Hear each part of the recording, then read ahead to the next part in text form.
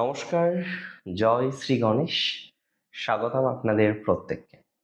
আজকের ভিডিওটা একটু অন্যরকম। আজকের আলোচনাটাই একটু অন্যরকম। মেষ রাশির জাতক জাতিকাদের নিয়ে আলোচনা করব।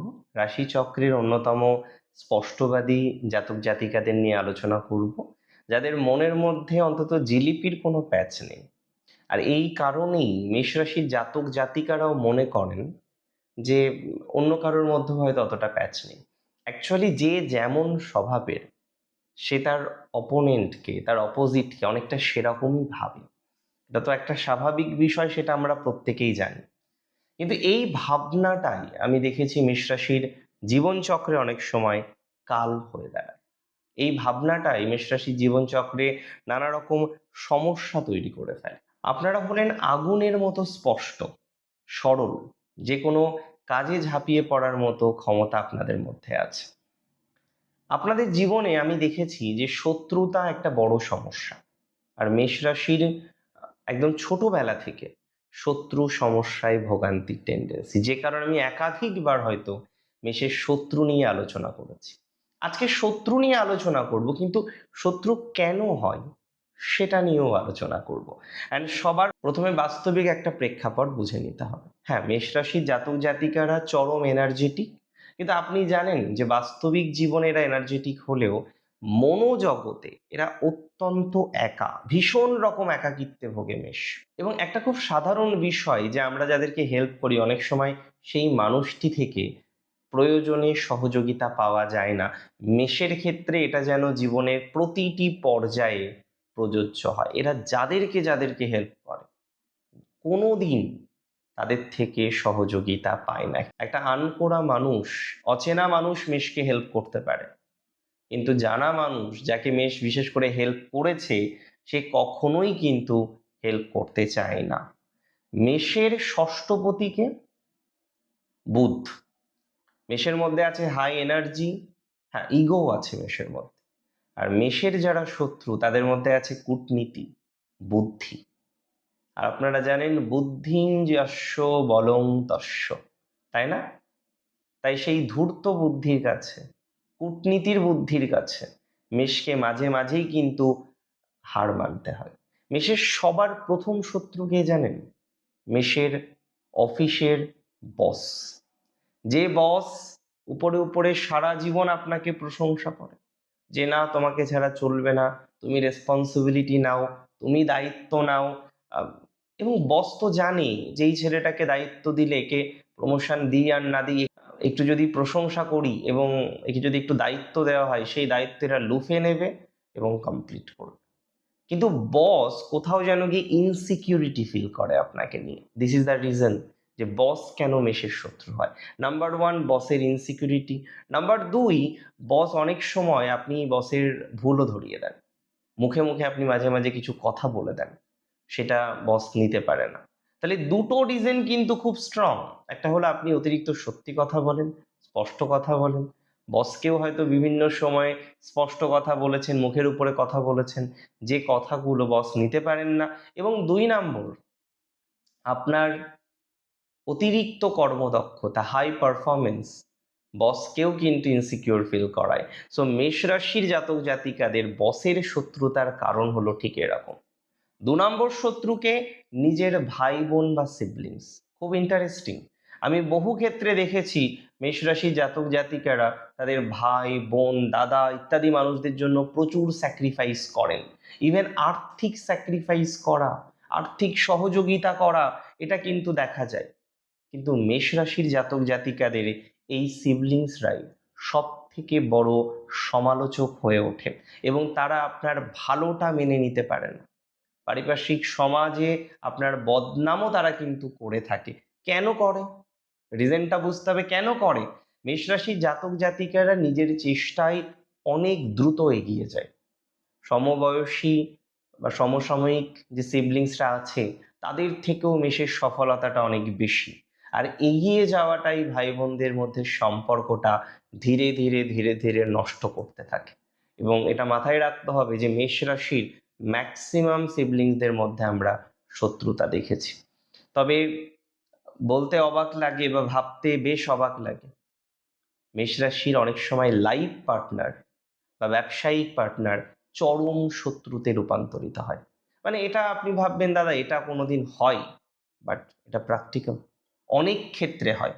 বিয়ের শুরুর দিনগুলো মেষরাশি জাতক জাতিকাদের ভালো কাটলেও আমি বলবো না সবার ক্ষেত্রে, বাট অনেকের ক্ষেত্রে আমি দেখেছি তার পার্টনাররাই একটা টাইমে গিয়ে না বেশ একটু শত্রু মনোভাবাপন্ন হয়ে ওঠে। মেষরাশির অতিরিক্ত স্পষ্টবাদিতাকে পার্টনাররা অত্যাচারও বলতে পারে। আবার ব্যবসার ক্ষেত্রে মেষের যে পার্টনার থাকে তারা মেষের ব্যস্ততা এবং সরলতার সুযোগ নেয়, আর্থিক তছরূপ করার চেষ্টা করে। আপনি যার জন্য জীবন দিয়ে দেবেন না, সেই মানুষটাই আইনি জটিলতা বা ডিভোর্সের মাধ্যমে আপনার চরম ক্ষতি করে দিতে পারে। মেষরাশির জাতক জাতিকাদের আমি দেখেছি পার্টনারের কারণে তার জীবনচক্রে বিভিন্ন রকম সমস্যা নেমে আসা। হ্যাঁ, আপনারও দোষ আছে। কেন শত্রু হয় জানেন? ফার্স্ট, আপনার অতিরিক্ত ডোমিনেটিং মেন্টালিটি বা কম্পিটিটিভ মেন্টালিটির জন্য। অনেক সময় আপনি পার্টনারের সাথে কম্পিটিশন করে ফেলেন। শুক্র চাই ব্যালেন্স, ডিপ্লোমেসি, সেটা আপনি পারেন না, এবং এটিই কিন্তু সমস্যার অন্যতম কারণ। মেষ রাশির জাতক জাতিকাদের কিছু চাটুকার বন্ধু বান্ধব থাকে, আর তারাও মেষ রাশির সাথে অত্যন্ত শত্রুতা করার চেষ্টা করে। আপনি যখন প্রশংসায় গলে যান বারবার আর তাদেরকে হেল্প করতে ছুটে যান, এরাই আপনার বিপদের দিনে আপনাকে নিয়ে সমালোচনা করে, ঠিক হয়েছে এরকম বার্তাগুলোও দিয়ে থাকে। হ্যাঁ, এরও একটা কারণ আছে। কি কারণ? দেখুন, মেষ রাশিকে গুণগান সবাই করে, যারা মেষকে দূর থেকে চেনে, মেষের কাজগুলো দেখে, তারা গুণগান করে, কারণ মেষ ভালো কাজ পারে। একই সাথে পড়তেন, আপনি ভালো দিকে এগোচ্ছেন, সে এগোতে পারছে না, মেনে নেবে? কিছু পারছে না, শত্রুতা করবে। তবে একটা কথা মাথায় রাখতে হবে, মেষ রাশির জাতক জাতিকাদের এই যে চাটুকার কিছু বন্ধু বান্ধব আছে, তারা আপনাকে প্রশংসা শুনে আপনাকে আরো প্রশংসায় ভরিয়ে দেয়। তারাই জানে যে তারা ঠিক কি পরিস্থিতিতে আপনাকে প্রশংসায় ভরিয়ে দিতে চায়। তাই এদের থেকেও সচেতন থাকতে হবে আপনাকে। মেষ রাশির আরেকটা শত্রু আছে, বিপদে টাকা ধার নেওয়া কিছু শত্রু। মেষ রাশি তো না বলতে পারেন না, বিপদের দিনে টাকা ধার দেন, পরে টাকা চাইতে পারেন না, যখনই চান তখন থেকেই শত্রুতা শুরু হয়ে যায়। মেষ রাশির এই অত্যন্ত ভালো মানুষই স্বভাবও ওদের শত্রুতার অন্যতম কারণ। সবাইকে সবসময় সবকিছু দিতে নেই, আর কিছু কিছু মানুষ আছে তারা নিজের যোগ্যতা থেকে যখনই বেশি পেয়ে যায় তখনই সমস্যাগুলো শুরু হয়। মেষ রাশির জাতক জাতিকাদের একটা বেশ মজার কথা বলি, আপনারা নারকেলের মতো, উপরটা শক্ত, রাগী, মাঝে মাঝে খিটখিটে, মনের দিক থেকে চরমতমভাবে নরম, সেই নারকেলের মতোই নরম। অশ্বিনী নক্ষত্রের জাতক জাতিকাদের ক্ষেত্রে আমি দেখেছি এরা অত্যন্ত দ্রুত কাজ করতে ভালোবাসে, এদের মধ্যে একটা আধ্যাত্মিকতা বা খামখেয়ালি স্বভাব আছে। এদের প্র্যাকটিক্যাল শত্রু তৈরি হয়, বাস্তবিক জগতে শত্রু তৈরি হয়। অস্থিরতা এবং অতিরিক্ত জেদের জন্য আমি দেখেছি বহু অশ্বিনীর শত্রু তৈরি হতে। অশ্বিনী যখন কারোর উপকার করতে যায় খুব তাড়াহুড়ো করে ফেলে, সামনের মানুষটির ব্যাকগ্রাউন্ড যাচাই অশ্বিনী করে না, যে সে আগে ক্ষতি করেছে কিনা, আগে কি করেছে এটা অশ্বিনী দেখে না। তাই অশ্বিনী ভুল মানুষকে সাহায্য করে, কিছু এমন মানুষকে সাহায্য করে যারা আগে ক্রাইমের সাথে যুক্ত, কোনো নেগেটিভিটির সাথে যুক্ত। পরবর্তীকালে অশ্বিনী কিন্তু ভয়ানক বিপদে পড়ে অনেক সময়। ভরণী নক্ষত্রের জাতক জাতিকার এরা জেদি, সত্যবাদী, কাউকে কাজ করতে করতে এরা নিজেদেরকে যে কোন জায়গায় নামিয়ে নেয় এদের মনে থাকে না, যে কারণে পরে যখন আপনি সেইভাবে হেল্প করবেন না, সবসময় সম্ভব নয়, সেই মানুষটি আপনার চরম শত্রু রূপান্তরিত হবে। তাই ভরণীকে এই বিষয়টা শিখতে হবে। আর কৃত্তিকার শত্রুতার মূল কারণ তাদের কথা, অতিরিক্ত স্পষ্টবাদিতা, যা বলবো একদম সরাসরি বলবো।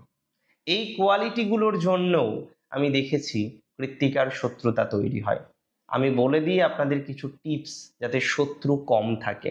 নাম্বার ওয়ান, উপকার করার আগে ভাবুন, প্র্যাকটিক্যালি ভাবুন, কার উপকার করছেন, কেন উপকার করছেন, এটা ভাবতে হবে আপনাকে। নাম্বার দুই, আবেগের রাশ টানতে হবে, আবেগের রাশ টানতে হবে। কথা বলতে বলতে বলতে বলতে এমন পর্যায়ে নিয়ে যাবেন না যেখানে আর নিজস্ব গোপনীয়তা বলতে কিছু নেই। আর নাম্বার তিন, সব কথা মুখে বলবেন না। আপনার মনের প্ল্যান, কাকে উপকার করছেন, কি উপকার করছেন, কি দিচ্ছেন, কিভাবে সহযোগিতা করছেন, সব কথা মুখে বলবেন না। দেখুন, সচেতন থাকতে কোনো দোষ নেই, সতর্ক থাকতে কোনো দোষ নেই, নিজের এনার্জিটাকে সঠিক কাজে ব্যবহার করতে কোনো দোষ নেই। আপনার বন্ধুরূপী বহু শত্রু আপনার আশেপাশে আছে, তাই তাদেরকে ফাইন্ড করে তাদের থেকে নিরাপদ দূরত্ব বজায় রাখতে কোনো দোষ নেই। ভালো থাকুন আপনি, আপনার পরিবারের সকলে। জয় শ্রী গণেশ।